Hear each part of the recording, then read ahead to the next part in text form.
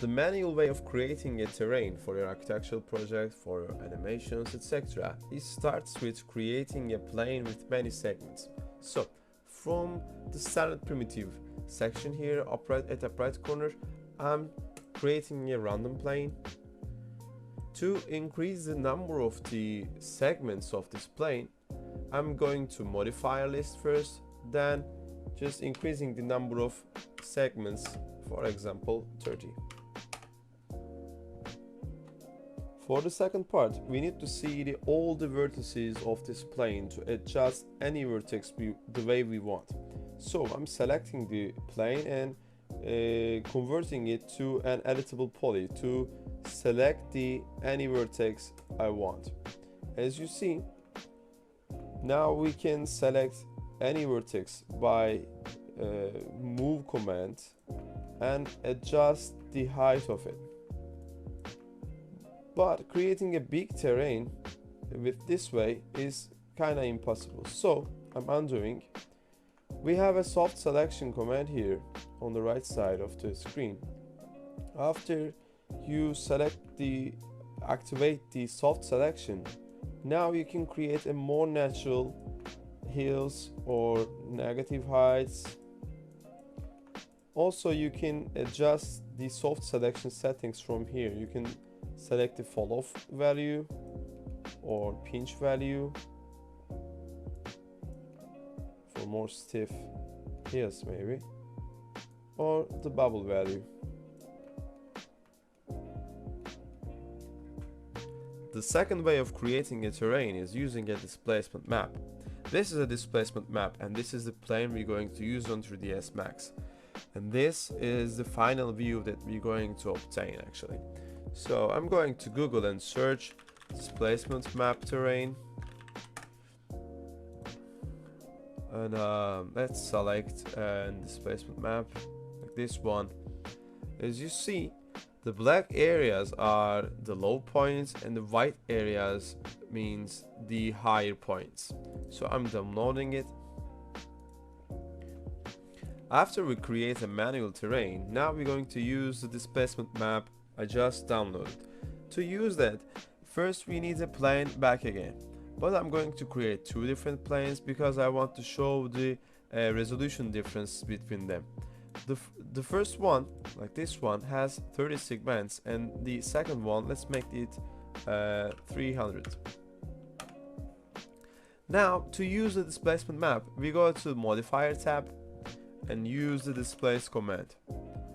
Right here, not the displace mesh, the displace one. Please be careful at this point.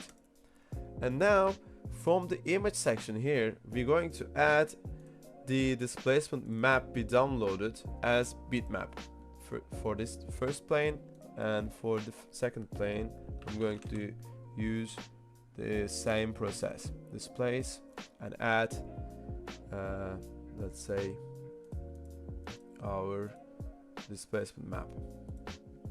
Now as you see, there is nothing different from the first creating part. So because the strength value of displacement is at 0, now we're going to increase the value like 75 for the low poly, gives us this way of looking. And for the high poly, I'm going to try 75, and as you see the difference, this is a high poly model and this is a low poly model. Now we're going to use chaos scatter tool from right here, the tree icon, to distribute these trees all around this terrain to create a more natural looking. So when you go to the modifier tab, you will see there's two selection windows. The first one is distribute on target. It means the terrain, actually the surface you're going to use, and the second one is the objects we want to distribute. In this case, these are the trees, so I'm selecting them. So as you see, these boxes, these are the trees actually, but they are too big right now. Let's go and adjust their scale first.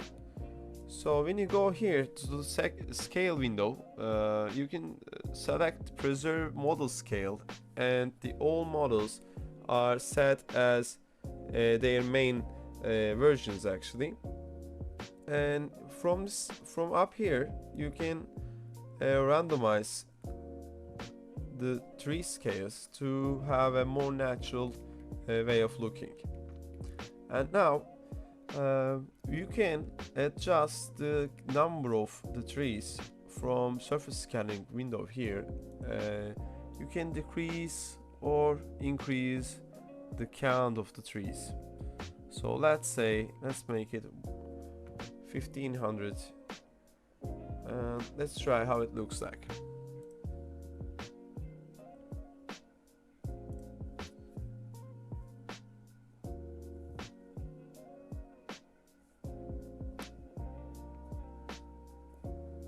As you see, it distributed the 1500 trees all around the terrain, but I think it needs to be more.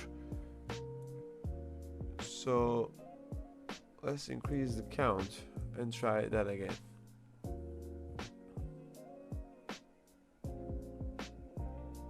It depends on the terrain you want to create. You can adjust the count, you can adjust the scales, etc. I think it's kind of look better right now, but we're going to of course adjust some other features.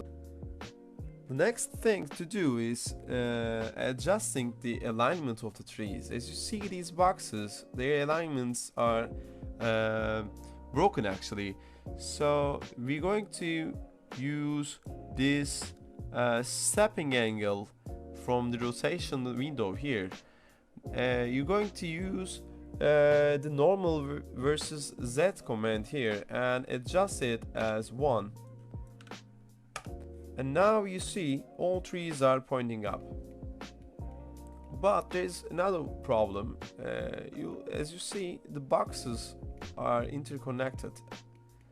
They are touching each other. So to avoid this collision, we're going to use the collision value. Avoid collisions here. And as you see, none of them are touching each other right now. Lastly, I'm going to show you how to exclude an area from your scattering. So let's hide our trees first. In our terrain, I want to exclude this area because let's say I'm going to create a road here or create a river right here. First we need to draw a line. Let's draw it. It's not very important how you decide the corners.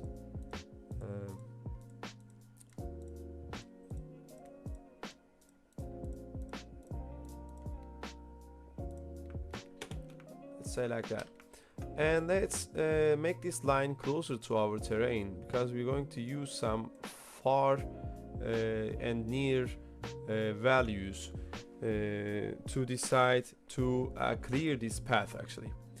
So let's have our trees back, and let's go to the Chaos Scatter modifier tab, and down there you'll see there is an area window, and there is exclude button here.